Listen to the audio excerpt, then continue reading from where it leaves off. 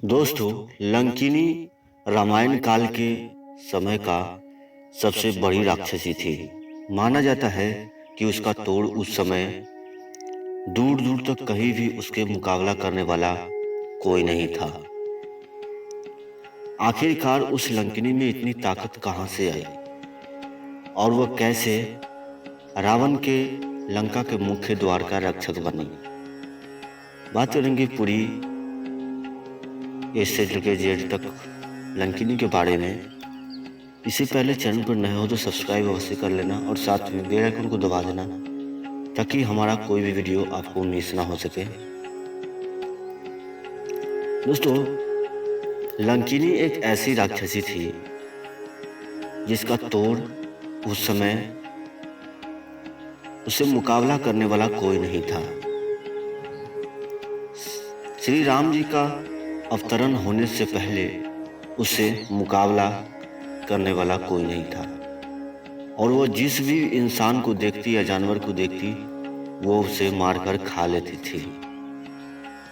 और वह कुंभकर्ण की जैसा ही बहुत बड़ी थी, उसकी शरीर भयावह थी। ऐसे तो वो ब्रह्मा जी के कहने पर वो लंकिनी लंका के द्वार के मुख्य रक्षक बनी कि जब हनुमान जी माता सीता की खोज करते हुए लंका को आएंगे तब उनकी मुलाकात हनुमान जी से होगी और लंकिनी का उद्धार होगा। लेकिन उससे पहले भी राम जी और हनुमान जी से लंकिनी का कई बार टक्कर हो गया होता है। हनुमान जी से कई बार टक्कर होने के बावजूद मृत्यु उनके हाथ से न लिखे होने के कारण ऐसा छोड़ दिया। लंकिनी का असली निधन श्री राम के हाथों लिखा था, इसलिए हनुमान जी उसे बार बार छोड़ दिया करते थे। लेकिन कहते हैं कि अंत समय सभी का आता है और उसे एक न एक दिन यहाँ से जाना ही पड़ता है, चाहे वो कितना भी बड़ा योद्धा हो।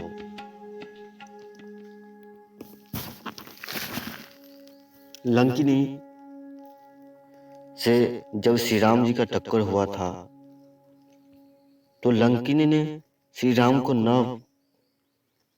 ना ही कुछ किया बल्कि श्री राम को काफी नुकसाने पहुंचाई, पर राम जी ने उसे कई बार छोड़ दिया। लेकिन एक समय जब रामायण युद्ध के थोड़े दिन पहले ही जब वह अंगरक्षक बनके श्री राम के द्वारा जब माता सीता की खोज की जा रही थी तब हनुमान जी ने अपनी वेश धारण करके छोटी शरीर धारण करके जब लंका में प्रवेश कर रहे थे तब लंकिनी की नजर उन पे पड़ी और वह हनुमान जी को पैर से कुचलने का प्रयास किया। लेकिन हनुमान जी बहुत ही बलशाली और चतुर थे, इसलिए ऐसा न हो सका। तो हनुमान जी क्रोधित होकर लंकिनी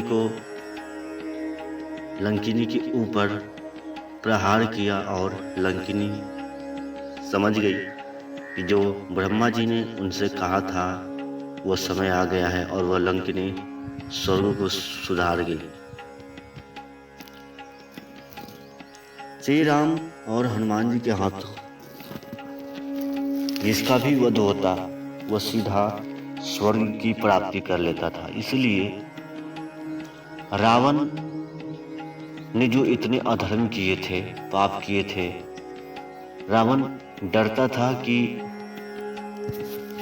उसने जो पाप किए हैं उसकी भरपाई करना बेहद मुश्किल है, कई जन्मों में उसे भटकना पड़ेगा। इसलिए उन्होंने श्री राम को मारने के लिए उकसाया था कि जब उनके हाथों किसी का भी वध होगा वह सीधा स्वर्ग की प्राप्ति करेगा। यही कारण था कि रावण राम से युद्ध में पीछे नहीं हटता, बल्कि उसके ही कल्याण के लिए श्री राम ने उस पर अस्त्र उठाया था।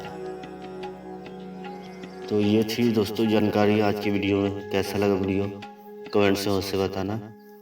मिलते फिर अगले वीडियो में। अपना ध्यान रखना, ख्याल रखना। प्रणाम सभी को।